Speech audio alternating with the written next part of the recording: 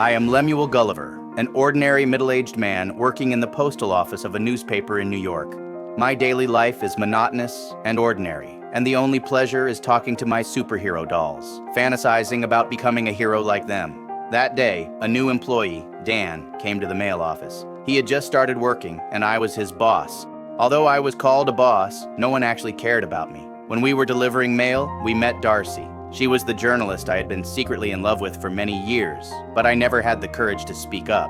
Later that day, Dan was unexpectedly promoted to the post office supervisor. On his first day of work, he did better than me, having worked for 10 years. He also mocked me, saying that I would never dare to speak or take a step in my life. That sentence hit me. I walked out of the office dejectedly and saw that Darcy was still working overtime. I don't know where the courage came from, but I walked into her office, intending to ask her out. But in the end, I was so nervous that I only took an application form from her desk and escaped. She caught up with me and asked if I wanted to apply for a writing opportunity for the travel column. I agreed confusedly. After returning home, I started rushing to finish my manuscript. It was said to be writing a blog, but in fact, I just copied a few articles from the internet too.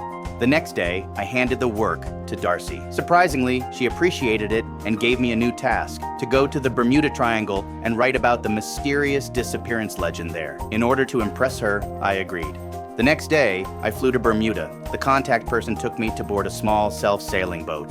I went out to sea alone and was quite happy for the first few hours, drinking Coke, reading magazines, and fantasizing about the future. Unexpectedly, a storm suddenly hit and a tornado swallowed me and the boat together. When I opened my eyes again, I found myself lying on the ground, tied to the beach with countless small ropes and unable to move. I looked down and saw several small people standing on my chest, as big as toys. Their leader was named Edward and called me a beast. I couldn't believe it. I thought I was dreaming, but they hooked my pants and knocked me unconscious.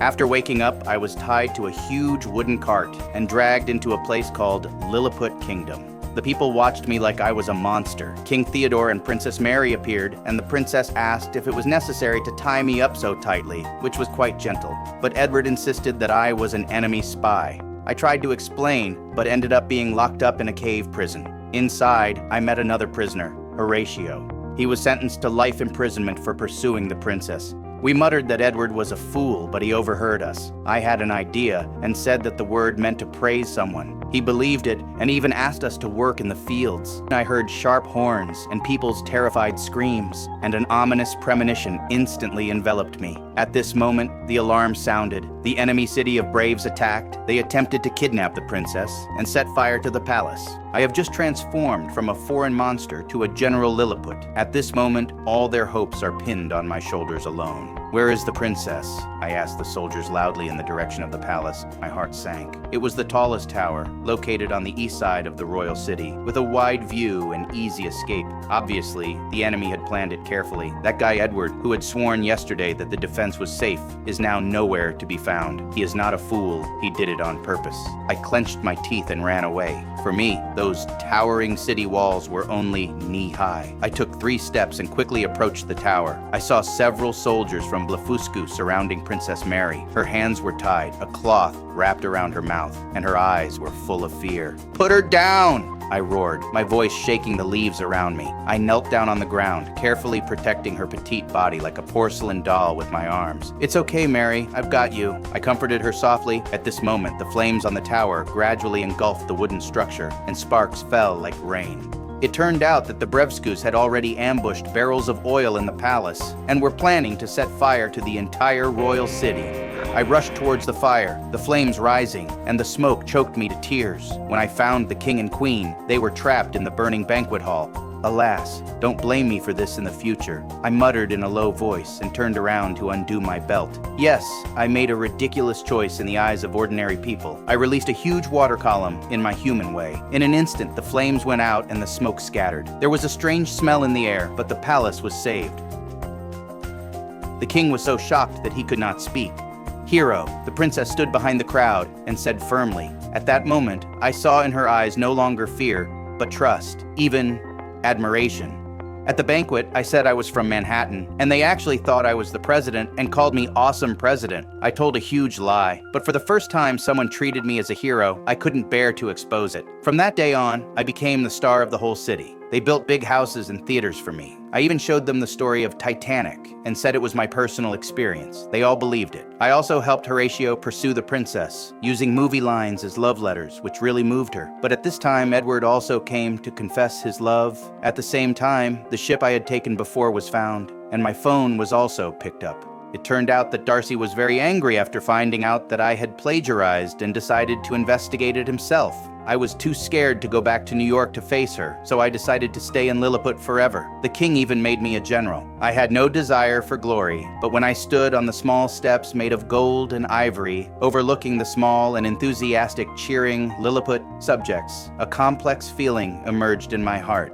Edward was demoted. In a fit of anger, he shut down the defense system, allowing the enemy to take advantage of the situation. I no longer hesitated and ran out of the palace, barefoot towards the coast. Someone shouted, "General Giant!" I didn't respond. I just took off my cloak, tied my pants, and strode into the cold seawater. The waves quickly submerged to my knees, then my thighs, waist, and abdomen. Every step felt like stepping into a quagmire. The current was strong, but I gritted my teeth and moved forward. In the distance, the Blefuscu fleet covered the sea densely, like a black poisonous net approaching the kingdom. I saw them raise the muzzle, and the flames burst out in clusters, shooting straight like shooting stars. My heart feels like it has been hit hard by a hammer. No, I can't let this land be destroyed in front of me. I took a deep breath, bent down, and forcefully dug up the seawater with both hands. My splash of water had the power of a flash flood. As soon as the shells flew out, they were thrown back by me. Their own fireballs exploded in the air, reflecting on me like a god of war. "How is this possible?" they exclaimed. "How could he use seawater to block a cannon?" I couldn't hear all their surprise. I only focused on guarding the people behind me, guarding the princess who once trembled in my pocket, guarding the country that turned me from a humble postal worker into a respectable name. After an unknown amount of time, the Blefuscu people finally retreated. They retreated in panic, abandoning oil barrels and guns along the way, and even the command flag fell into the water. Thunderous cheers came from the royal city. I slowly turned around and walked towards the shore, splashing a huge water curtain with every step, echoing like bells and drums. The people regarded me as a savior, built me a Times Square, and arranged for soldiers to give me haircuts and massages. I feel that this is the life I should live. But the good times didn't last long. Edward broke into the princess's room and claimed the right to do so. The princess finally erupted and told him she didn't love him. Edward, who was rejected, went to the enemy country and took out the robot building magazine I brought back to build a giant robot to deal with me. A few days later, he appeared with a giant mecha and challenged me. I was powerless and had to admit defeat, confessing all my lies. I was exiled to the Forbidden Island, where there were giants 10 times taller than me. A little girl treated me like a Barbie doll, locked me in a dollhouse, and put me in a pink dress. I really want to hit the wall. Meanwhile, Darcy drifted to Lilliput and was recognized and imprisoned by Edward. Horatio risked his life to come to the Forbidden Island to save me. I found the remains of an American pilot in the dollhouse, escaped with a parachute, and returned to Lilliput. I went to see Darcy at the first time and confessed my feelings and all my faults to her. She forgave me. In order to make up for it, I decided to challenge Edward again. This time, I'm not trying to prove anything, but sincerely want to protect this land. We fought again, and this time he still suppressed me. Fortunately, Huo Leiqiao quietly crawled into the robot and paralyzed him from the inside, giving me a chance to turn the tables. In the end, the princess personally defeated the crazy Edward, completely ending everything. She is no longer the gentle member of the royal family, but a warrior who steps forward. With a neat twist, she completely knocks him down. "It's over!" she exclaimed. However, the end of all this does not mean the arrival of peace. The king's anger has not subsided, and the king of the enemy country has also arrived with his army. The two armies are at loggerheads, just one step away from igniting another war. I stood between two kings, raised my hand, and said loudly, "Enough!" They all looked at me. I took a deep breath and said the lyrics that used to sound unintentional, but now have become my entire belief. Only love can hurt like this, but only love can heal us too. I looked into their eyes and said word by word, "Hatred makes you bleed, but only love can stop the wounds. Your people need peace, not ambition." After a long silence, the enemy king stepped forward and put down his long sword. Our king also nodded. In this way, a war that was destined to be bloody was resolved by a lyric. This is the proudest thing I have ever done in my life. A few days later, Darcy and I boarded the repaired ship. The crowd at the harbor welcomed us off. Mary stood far away waving at me, and Huo Leichiao secretly shed tears. He said he would miss me, but also knew that we belonged to different worlds. The sea breeze is still there, and the sunshine is gentle. The skyline of New York appears before my eyes again, and I know that I have finally returned home.